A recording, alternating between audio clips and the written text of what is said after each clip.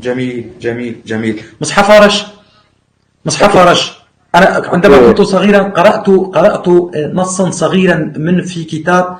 الكتابة أعجبتني جدا، كانت باللغة الكردية اللهجة الكرمانجية، هكذا قرأتها.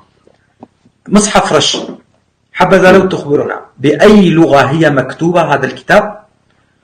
مصحف رش مجموعة نصوص دينية أخي علي، هي مجموعة نصوص دينية ما زال علماء الدين ينقلون إلينا من ذاك الفترة إلى هذا يومنا هذا على صدور مشكور لهم، والآن بدأنا نوثق على الكتب وعلى الأوراق لكي نستطيع الحفاظ عليه.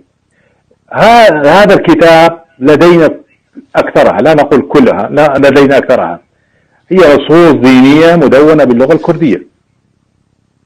نصوص دينية مدونة باللغة الكردية، مصحف رش. نعم باللغة الكردية. دعنا عن بعض المفردات من اللغات الأخرى، دعنا عن الناس من قد كل إنسان عندما يكتب لابد أن يتأثر بمحيطه، بثقافة محيطه، صح، بكتابات محيطه، بما يقرأ من محيطه.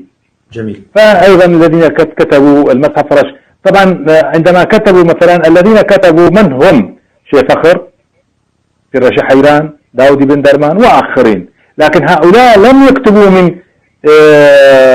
من نفسهم، هي ليست رواية، وإنما كتبوا ما كانوا يؤمنون به، وإنما جددوا